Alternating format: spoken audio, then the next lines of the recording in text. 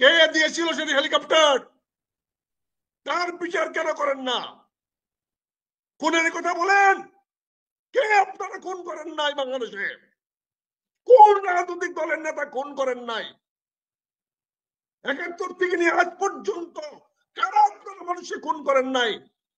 এরকম প্রতিপক্ষকে খুন খুন কেউ করেন করে নাই? নাই, এরকম খুন কেউ কে করে নাই। বলতে করেন নাই? হাসিনার কে মতো বলতে খুন কেউ করেন করে নাই? নাই। একটা বিবেক করে ভারতের সেভেন সিস্টার থাকবে না, আমি আপনাকে বলে দিলাম আজকে। লিখে রাখেন, আপনি লিখে রাখেন। আপনার প্রশ্নের মুখে এসে উনি আমাদেরকে ভারতের জুজুর ভয় দেখাচ্ছে।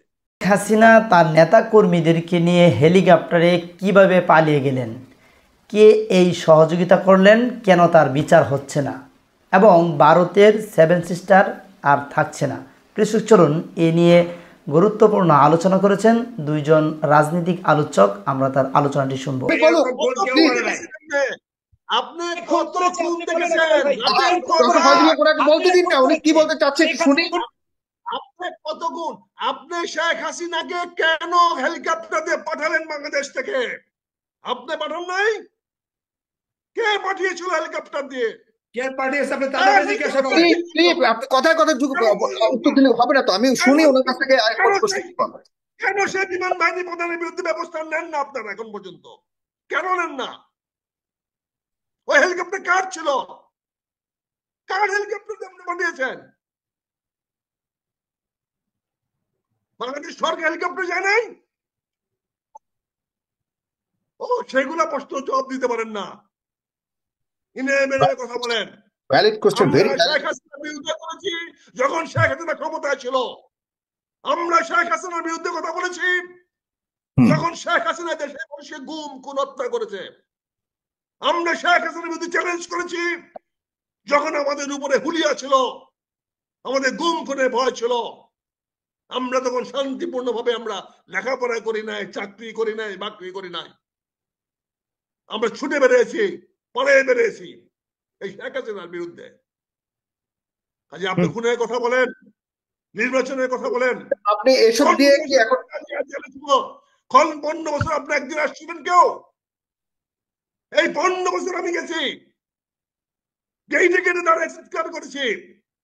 কোথায় ছিলেন সেদিন যখন খালেদা জিয়াকে দেশ থেকে বিদায় করে দিয়েছিল আর্মি?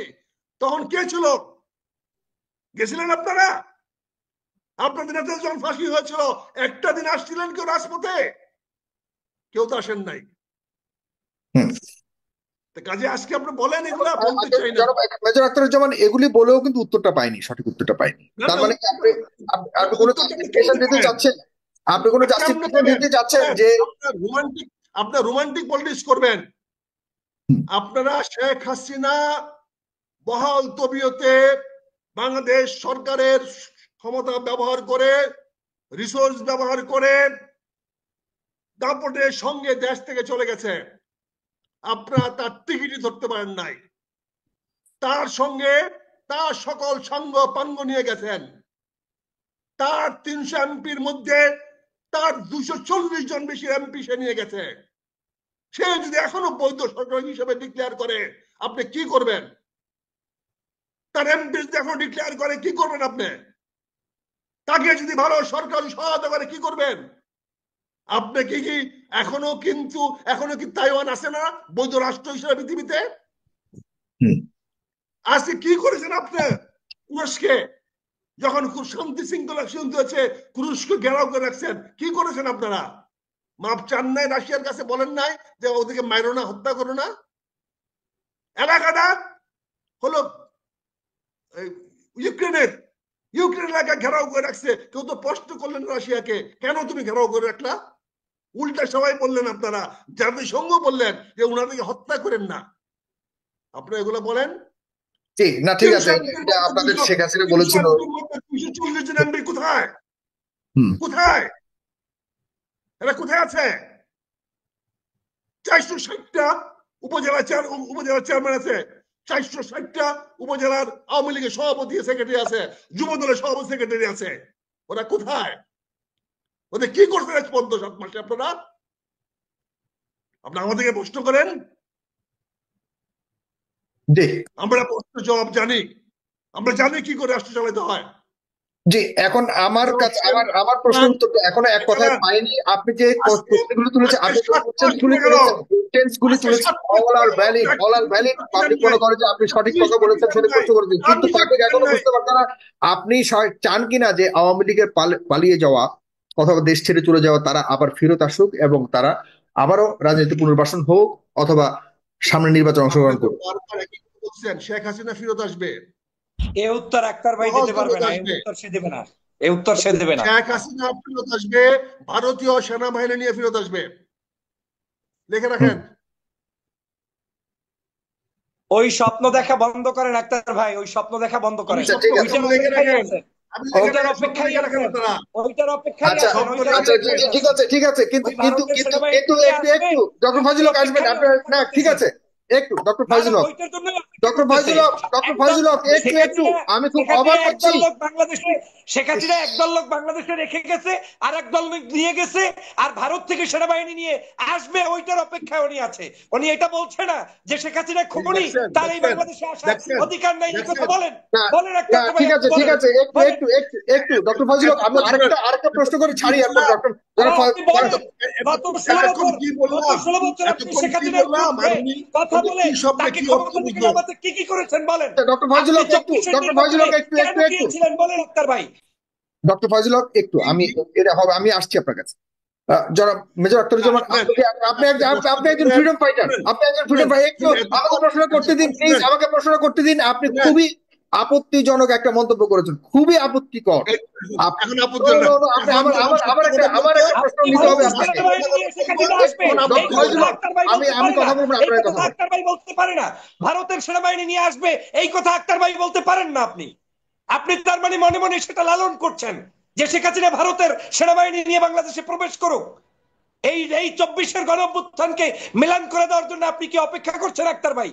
আপনি সিনিয়র সিটিজেন হয়ে বাংলাদেশের একজন বিজ্ঞ ব্যক্তি হয়ে এটা বলতে পারেন না। ওকে, ওনাকে একটু জবাব দিতে দেন এবার, দয়া করে একটু শান্ত হন।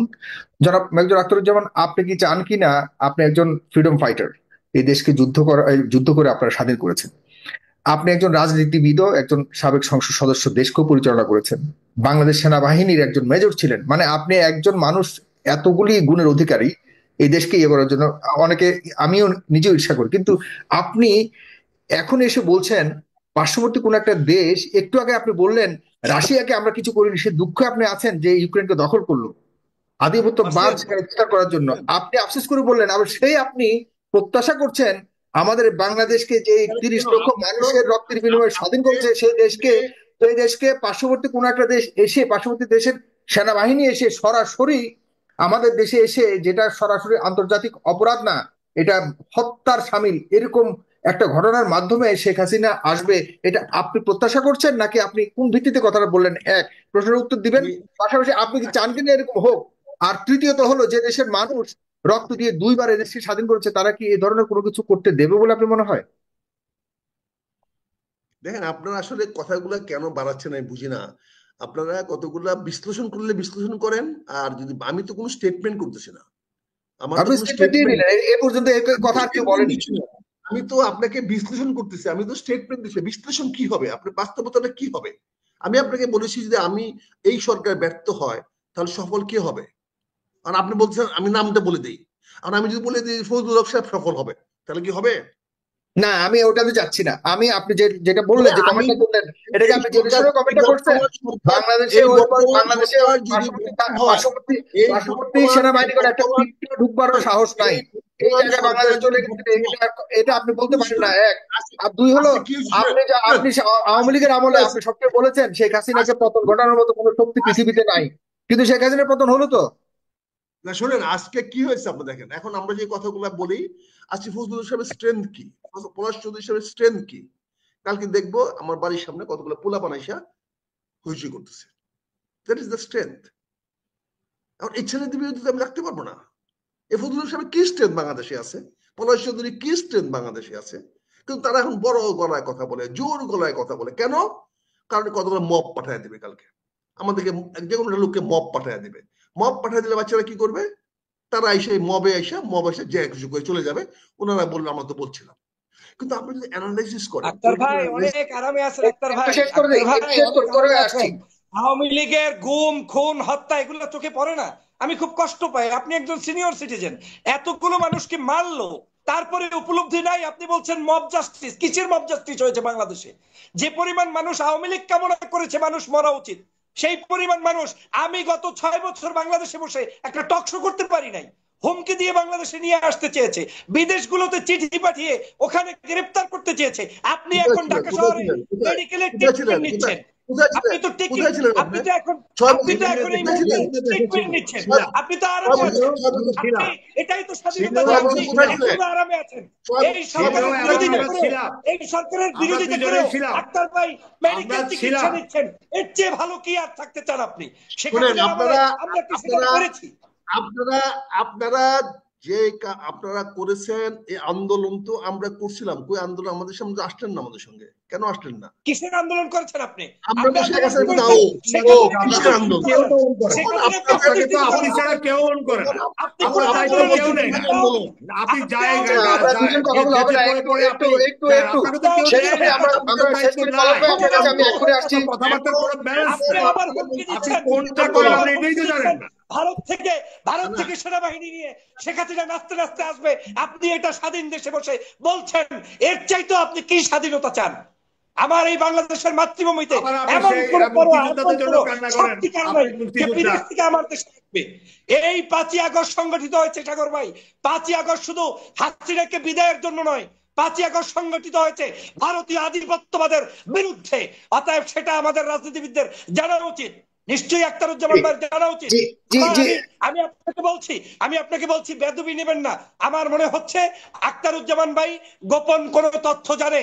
সরকারের উচিত হবে তাকে নিরাপদে, ভদ্রভাবে, সম্মান জানিয়ে তার কাছ থেকে তথ্য সংগ্রহ করা, যে সেনাবাহিনী ভারতের বাংলাদেশের শেখ হাসিনাকে নিয়ে কেন প্রবেশ করবে, কিভাবে করবে। আক্তার ভাইয়ের উপরে কোনো টর্চার নয়, মানসিক যন্ত্রণা নয়, জেলে নেওয়া লাগবে না, কিন্তু ওনাকে জিজ্ঞাসাবাদ অবশ্যই টকশোর মাধ্যমে আমি জানাই করতে হবে। না হয় বাংলাদেশের ভবিষ্যৎ যদি খারাপ হয়, সেজন্য সাইফুল সাগর ভাই আপনিও দায়িত্ব। ভারতের সেভেন সিস্টার থাকবে না, আমি আপনাকে বলে দিলাম আজকে। লিখে রাখেন, আপনি লিখে রাখেন। আপনার প্রশ্নের মুখে এসে উনি আমাদেরকে ভারতের জুজুর ভয় দেখাচ্ছে। বাংলাদেশের দিকে যদি সে আঙ্গুল তুলে তাকায়, চোখ তুলে তাকায়, একটা আঙ্গুলই হেলুনি দেয়, আমি ওপেন চ্যালেঞ্জ করলাম। আরে ভাই, এটা ওই দিন না, এটা হাসিনার 16 বছর না।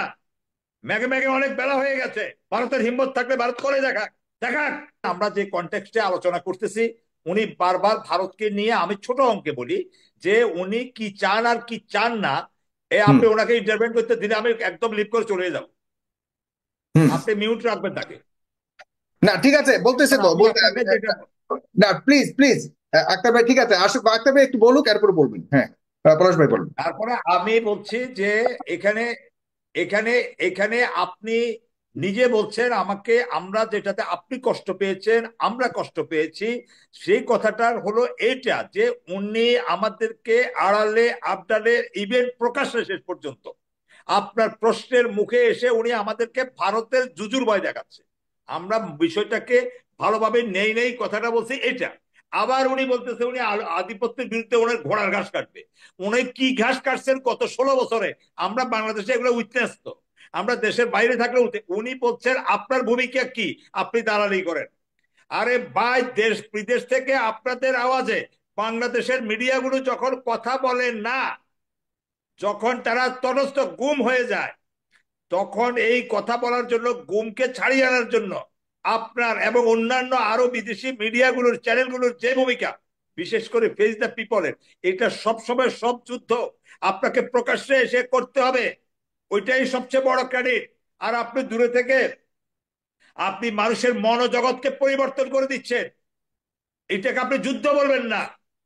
এত স্টুপিড অন্তত আমরা না, ঠিক আছে? এত অকৃতজ্ঞ আমরা না, এই বাংলাদেশের জাতি না। কারণ রাত জেগে জেগে এই আন্দোলনকে টানিয়ে নেওয়ার পথে, কারণ মিডিয়ার একটা গুরুত্বপূর্ণ ভূমিকা। আপনি 4 তারিখ পর্যন্ত কোন মিডিয়া, 4 আগস্ট পর্যন্ত আপনি দেখাতে পারবেন বাংলাদেশে একটা মিডিয়া এই আপনার মতো, আপনার ফেস দ্য পিপল বা আরো উল্লেখযোগ্য কয়েকটা, আমি নাম নিতে চাই না, যেতে আরেকটা চ্যানেলকে আমি ওইভাবে বলতে চাই না, এটা আমি নীতিতে নাই, সেজন্য আমি নাম নিলাম না। কিন্তু আপনারা যে ভূমিকা রেখেছেন, বিশেষ করে আপনি যে একটার পর একটা শো চালিয়ে গেছেন, সেটা কি না যুদ্ধ ঠিক আছে, নয়? ওইটার আন্দোলনের কথা বাদ দিন, কিন্তু উনি বলছেন যে আমরা কোনো ধরনের টাকা পয়সা পাঠাই কিনা, যাক এটা হয়তো উনি মজা করে বলেছেন।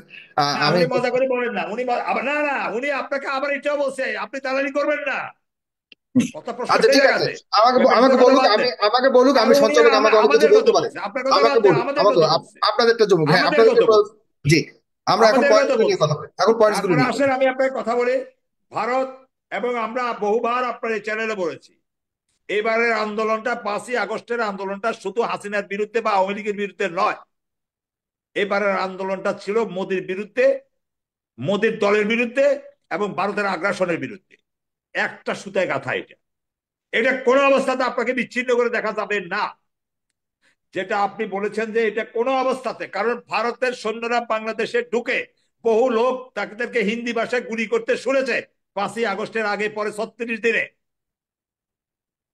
তাহলে আপনি যদি, ভারত আমাদের সাথে এই আওয়ামী লীগ সহ মিলেমিশে আমাদের সাথে যুদ্ধ করেছে, আজকে আপনি আমাদেরকে এখনো যদি আমাদেরকে জুজুর ভয় শুনতে হয় একজন মুক্তিযোদ্ধার কাছ থেকে, যে ভারত আমাদেরকে এসে সেনাবাহিনী নিয়ে আসে, হাসিনাকে কোলে করে নিয়ে আসে, তারপর আমাদের উপরে বসাই দিবে, দেখলা ভারতের 7 সিস্টার থাকবে না। আমি আপনাকে বলে দিলাম, আজকে লিখে রাখেন, আপনি লিখে রাখেন। বাংলাদেশের দিকে যদি সে আঙ্গুল তুলে তাকায়, চোখ তুলে তাকায়, একটা আঙ্গুলই হেলুনি দেয়, আমি ওপেন চ্যালেঞ্জ করলাম। আমি অত্যন্ত নগণ্য মানুষ, ক্ষুদ্র মানুষ, আমরা যতটুকু লেখাপড়া বা অ্যানালাইসিস করার চেষ্টা করি, মনোজগৎ মানুষের বোঝার চেষ্টা করি, এই প্রজন্মের মানুষ হিসাবে আমি তো বলছি, শুধু একটা আঙ্গুলের হেলনি বা আঙ্গুলের তর্জনীয় যদি উঠে, একটা চোখের ইশারাও যদি উঠে, ভারতের 7 সিস্টার থাকবে না। এত সহজ সমীকরণ করেন কেন? বাংলাদেশের মানুষ আজকে ইউনাইটেড, বাংলাদেশের ছাত্র সমাজ আজকে একত্রীবদ্ধ, বাংলাদেশের রাজনৈতিকরা আপনি এই বিচ্ছিন্ন দুই একটা কথাতে আপনি ভুলে গেছেন বা আপনি মেনে যাচ্ছেন সবাই ভারতের মানে আগ্রাসনের ভয়ে তটস্থ। আরে ভাই, এটা ওই দিন না, এটা হাসিনার 16 বছর না, ম্যাগে ম্যাগে অনেক বেলা হয়ে গেছে। আপনি কেন বোঝেন না যে বাংলাদেশ এখন মানে আপনি যদি আন্তর্জাতিক ভূ রাজনীতির প্রশ্নে যান, বাংলাদেশের সাথে এখন পাকিস্তান আছে, বাংলাদেশের সাথে যদি ভারত এই ফাইজলামি করতে যায়, বিশ্ববাসী আছে, জাতিসংঘ আছে, ইউরোপীয় ইউনিয়ন আছে, চীন আছে, আপনি কজনকে মোকাবেলা করবেন? ভারতের হিম্মত থাকলে ভারত করে দেখাক, দেখাক। Don't do so no so super smart. খালি অ্যানালাইসিস আপনারা জানেন, আমরা জানি না। অঙ্ক সব জায়গায় মিলে, এই জায়গায় মিলে না। আপনি বলছেন ভারতের তোষামতি করে, আপনি যখন এই কথা বলেন 26 তারিখে যখন আপনি আসবেন বলেন, সেদিন প্রফেসর ইউনূস যাচ্ছে ইনশাআল্লাহ চীনে। প্রফেসর ইউনূস, আপনি বলছেন যে ওনারা ভারতকে ম্যানেজ করে চলছে, ভারতকে ম্যানেজ করে চলে, প্রথম দ্বিপাক্ষিক বৈঠক ভারতের সাথে নয় কেন? কেন সেই প্রশ্ন আপনার মানে তার দ্বিপাক্ষিক সফর অনুষ্ঠিত হচ্ছে আপনার চীনে। এখানে কূট রাজনীতি, ভূ রাজনীতি যেভাবে হ্যান্ডেল করার, আমি মনে করি সরকার স্মার্টলি করছেন। আমি মনে করি সরকারের ভিতরে কিছু উপদেষ্টা নিয়ে প্রশ্ন থাকতে পারে, বিশৃঙ্খলা ক্যাপাসিটি নিয়ে প্রশ্ন থাকতে পারে, আমরা প্রশ্ন করব। সরকার ব্যর্থতা আছে, আমরা প্রশ্ন করব। কিন্তু প্রফেসর ইউনূসের ব্যক্তিত্ব এবং ওনার সদিচ্ছা নিয়ে কোনো প্রশ্ন করব না। কথা সোজা এন্ড ফুল স্টপ। ওনার সদিচ্ছা নিয়ে আজ পর্যন্ত আপনি গত 7 মাসে একটা মানি লন্ডারিং কেস দেখাতে পারবেন? আপনি গত 7 মাসে একটা গুম দেখাতে পারবেন? একটা আয়না ঘরে নিয়ে গেছে দেখাতে পারবেন? আপনি কুমড়া দিয়ে বেগুনি করেন, বেগুনির দরকার কি? কাঁচামরিচকে আপনি সিদ্ধ করে খান। আপনি এরকম রেসিপির কথা প্রফেসর ইউনূসের কাছ থেকে শুনেছেন? গণভবনে প্রতি প্রতি রমজানে প্রতি রমজানে রাষ্ট্রীয় টাকা খরচ করে, কোটি কোটি টাকা খরচ করে ইফতারের নামে মজমা বসানো হইতো, আসর বসানো হইতো। প্রফেসর ইউনূস রাষ্ট্রের একটা টাকা অপচয় করেছে? একটা ইফতার পার্টি করেছে এখন পর্যন্ত? আজকে 15 রোজা যাচ্ছে। তাহলে আপনি বুঝান যে আমি ওনার আন্তরিকতা, সদিচ্ছা, সততা নিয়ে প্রশ্ন করতে চাই না। আপনি প্রফেসর ইউনূসকে এখানে বলবেন, উচ্চারণ করবেন সুদখোর, হাসিনা সরকার বলবে, জাতিসংঘকে বলবেন চাঁদাবাজ। এগুলো তো কথা হলো না। কারণ হাসিনা কি ডেকে আনে নাই ওই যে তারাঙ্ককে? হাসিনা ডেকে আনে নাই পারান্দেসকে, জাতিসংঘের সহকারী মহাসচিব? তখন খুব মজা লেগেছে। এখন জাতিসংঘ খারাপ হয়ে গেছে, তারা তো আন্ডার সেক্রেটারি। জাতিসংঘের সহকারী মহাসচিব হিসাবে তারা এই 2 দফায় এসে, 2014 এবং এর আগে পরে এসে আবার তারাঙ্ক এসে ইয়ে করে নাই, মিটিং করে নাই। নোকে অতীতে আমাদের এই রেকর্ড গুলো আছে না? আজকে জাতিসংঘের মহাসচিবের সফর নিয়ে এত বিতর্ক কেন, এত টেনশন কেন? আর জাতিসংঘ আমাদেরকে এটাকে আমরা প্রেসক্রিপশন বলছি কেন কেন কারণ জাতিসংঘ এই এই মানবাধিকার সময় আমাদেরকে শেষ সাপোর্টটুকু দিয়ে এবং আমাদেরকে এই প্রতিবন্ধ তৈরি করে দিয়ে তারাও এই আন্দোলনের একজন অংশীজনে পরিণত হয়েছে বলে আমি বিশ্বাস করি।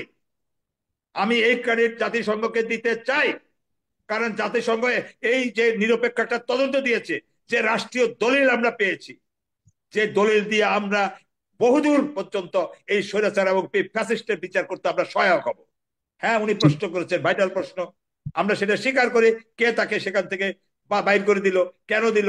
উনি বলছে স্বমহিমায় গেছে, স্বমহিমায় যায় নাই, কাপড় চোপড় অর্ধেক খুলে অর্ধেক গেছে, শাড়িকে কোন আঙ্গিকে ধরে নিয়েছে সবাই সেটা দেখেছে, কতটা হতভম্ব। কিন্তু তারপরে তাকে এই যেতে দেওয়ার অ্যাক্সেসটা যেতে দেওয়াটা সঠিক হয় নাই, এটা তো আমরা বলছি। 626 জন নিরাপদে ক্যান্টনমেন্ট থেকে বাইর হয়ে যাওয়া সঠিক হয়নি, এটা নিয়ে প্রশ্নের মার্ক আছে।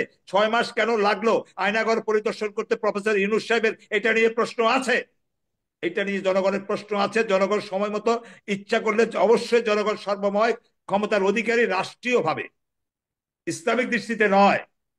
জনগণ সার্বভৌম ক্ষমতা, জনগণের অস্তিত্ব, জনগণ সেটা অবশ্যই জনগণের হিসাব জনগণ নিবে, জনগণের রক্তের হিসাব জনগণ নিবে, এতগুলো শহীদের রক্তের হিসাব জনগণ নিবে যারা তাদেরকে পালাতে সহযোগিতা করেছে। আমি মনে করি না কেউ আনটাস্ট থাকবে, হয়তো সাময়িকের জন্য বিরতি থাকবে, সাময়িক একটা কমফোর্ট জোনে থাকবে। তারা যে পৃথিবীতে পালিয়ে গিয়েছে সেখানেও কি তারা খুব ভালো আছে?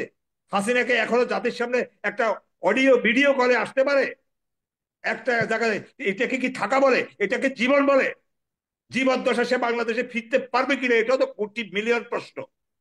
তারপরে আপনি অন্যান্য রাষ্ট্রে যারা ঘুরে বেড়াচ্ছে তাদের কত বিভীষিকাময় জীবন যাচ্ছে, এটাকে কি বেঁচে থাকা বলে?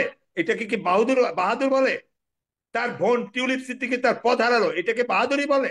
এখন 2 দিন পরে আজকে কমপ্লেন করা হয়েছে পুতুলের বিরুদ্ধে, তারপরে আপনার ওই যে ববির স্ত্রীর বিরুদ্ধে জাতিসংঘে যারা কাজ করছে, এবং জাতিসংঘ মহাসচিবকে এটা নোটিফাই করা হয়েছে যে একদিকে আপনারা তাদেরকে মানে হত্যাকারী হিসাবে তাদেরকে চিহ্নিত করে প্রতিবেদন দিবেন, আবার তাদেরকে চাকরিতে বহাল রাখবেন। দুটা জিনিস একসাথে হয় না। আমি আপনার অনুষ্ঠানের মাধ্যমে এই দাবি করতে চাই, অবশ্যই তাদেরকে পদচ্যুত করা উচিত। এবং আমি মনে করি জাতিসংঘ মহাসচিব উনি এটাকে গুরুত্বের সাথে বিবেচনা করবেন। কিন্তু জাতিসংঘের আজকের যে ভূমিকাটা, আমি একটা মিনিটে আমার এই বক্তব্যটা বলি যে এখানেও একটা সিগনিফিকেন্ট বিষয় আছে। আজকে দেখেন, আপনি রাজনৈতিক দলগুলোর সাথে শুধুমাত্র বৈঠকটা ছিল না। প্রথম আমরা শুনেছি এটা বিএনপির সাথে ওনাদের মিটিংটা হবে, তারপরে অন্যান্য আরো কিছু রাজনৈতিক দল, এবি পার্টি এবং এনসিপি পার্টি এবং মানে জামাতে ইসলামী সহ, পরবর্তীতে মান্না ভাই এবং আরো জুনাইদ সাকি সহ আমরা কয়জনকে দেখেছি তারা বৈঠকে বসেছেন। সবচেয়ে উল্লেখযোগ্য বিষয় যেটা, সেখানে সংস্কার কমিটি এবং জাতীয় ঐক্যমত্যের যিনি মানে ইউনূস সাহেবের running mate, I think Ali Riaz Saheb, উনি, প্রফেসর সরকারের পক্ষ থেকে আসিফ নজরুল সাহেব এবং অন্যান্য যারা আছেন মানে সংস্কার কমিশনের প্রধান, তারাও অংশগ্রহণ করেছেন। সুতরাং বাংলাদেশের একটা গুণগত বড় ধরনের সংস্কার প্রয়োজন। এই বিষয়ে জাতিসংঘ মহাসচিব নিজে বসে এটার একটা দুতিয়ালি করে এটাকে একটা সমন্বয় করার প্রচেষ্টা সেখানে ছিল, হয়েছে। এটাতে বলতে আমার কোনো দ্বিধা নেই, আমার কোনো সন্দেহ নাই। এখন বেরিয়ে সাংবাদিকদের সামনে মহাসচিব কি বলেছেন, জামাতে ইসলামী কি বলেছেন, অথবা নাহিদ সাহেব কি বলেছেন, এটা আমার কাছে ধর্তব্য বিষয় নয়। আমার কাছে সিগনিফিকেন্ট মনে হলো যে এই ইউনূস সরকারের প্রতিনিধি সাহেব ছিলেন এবং সংস্কার কমিটির প্রধানরাও ছিলেন। সুতরাং সেখানে রাষ্ট্র সংস্কার নিয়ে কথা বলেছে এবং এই কথা বলার আমি আবারও রিপিট করে শেষ করি, এই কথা বা এই সমন্বয় করার, এই কোঅর্ডিনেশন করার জাতিসংঘের এই অধিকার আছে। কারণ জাতিসংঘ 4 তারিখে আমাদের পক্ষ নিয়েছে, জাতিসংঘ আমাদেরকে একটা প্রতিবেদন উপহার দিয়েছে যেটা যুগ যুগ ধরে জাতিসংঘের অফিসে এটা সন্নিবেশিত থাকবে। সুতরাং আওয়ামী লীগের জন্য এটা একটা কবর। আর ভারতের জন্য আমাদের সর্বশেষ মেসেজ, আমি যেটা বলেছি যে একজন স্বাধীন সার্বভৌমত্ব দেশের নাগরিক এবং আমরা দ্বিতীয়বার যে স্বাধীন হলাম এত রক্তের বিনিময়ে, এই স্বাধীনতার বিনিময়ে ভারত আবার আমাদের কাছে আগ্রাসী হবে, ভারত আবার হাসিনাকে নিয়ে আসবে, এটা প্রত্যাশা করা মানে বিকৃত মানসিকতা। দর্শক, শুনছিলেন আমাদের আলোচনাটি এবং বুঝতে পেরেছেন শেখ হাসিনাকে যারা পালিয়ে যাওয়ার জন্য সাহায্য করেছে তাদেরকে কিন্তু এখন পর্যন্তই সরকারিভাবে এই অন্তর্বর্তীকালীন সরকার কোনো কিছু বলেনি, বরং শেখ হাসিনা এবং তার সঙ্গীরা এখন পর্যন্তই কিন্তু পালিয়ে যাচ্ছে। তার মানে আওয়ামী লীগের হয়ে এখন পর্যন্তই প্রশাসন এবং যারা দায়িত্বে রয়েছেন তারা কাজ করে যাচ্ছেন, তবে তাদেরকে কিছু বলা যাচ্ছে না। তাহলে কথা হলো, এই যে গণ অভ্যুত্থান, এই যে গণহত্যা, এত বড় অপরাধী শেখ হাসিনা, আওয়ামী লীগ অপরাধী, স্বৈরাচারী আমরা বলি, সারাক্ষণ বলতেছি, আসলে বলার পরেও তাদেরকে আমরা সহায়তা করতে, তাদেরকে অপরাধ থেকে বাঁচার জন্য, পালিয়ে যাওয়ার জন্য সুযোগ করে দিচ্ছি। তাহলে এই যে আমরা সারাদিন চিল্লাই বা আওয়ামী লীগের বিচার করতে হবে, সংস্কার করতে হবে, আসল মূল জায়গায় আমরা কিছু করতে পারছি না, তাহলে সারাদিন রাজপথে আর সমাবেশ করে চিল্লাচিল্লি করে কি ফায়দা আসতে পারে? আসলেও কি আওয়ামী লীগের বিচার হওয়া সম্ভব?